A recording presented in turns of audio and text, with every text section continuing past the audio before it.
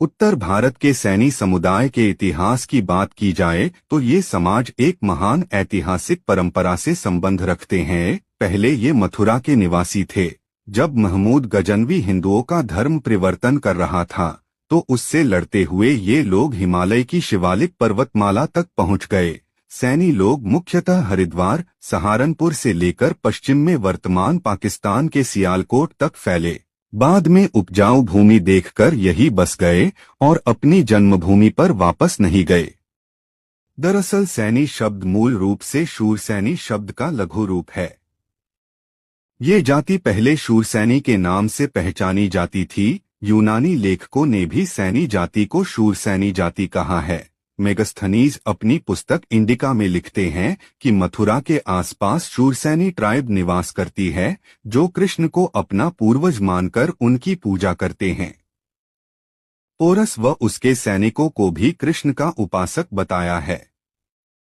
दरअसल शूरसैनी शब्द शूरसेन से निर्मित हुआ है। शूरसैनी का अर्थ है शूरसेन की संतान।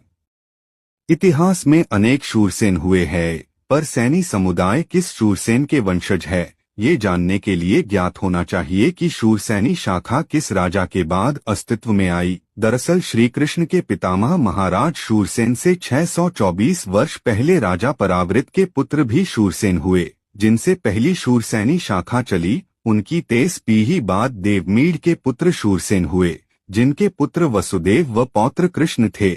इन शूरसेन से दूसरी और मुख्य शूरसैनी शाखा निकली। आगे चलकर दोनों शाखाएं एक हो गई और संयुक्त रूप से शूरसैनी शाखा कहलाई। श्री कृष्ण को भी विष्णु पुराण, भागवत पुराण इत्यादि ग्रंथों में शूरसैनी कृष्ण कहकर संबोधित किया गया है। इन्हीं कृष्ण के पितामह महाराज शूरसेन को सैनी वंश का प्रवर्तक कहा जाता है। इसका एक प्रमाण ये भी है कि आज भी अधिकतर सैनी स्वयं को ग्वाले सैनी कहते हैं, जो कि तद्भव होकर गोले सैनी हो गया।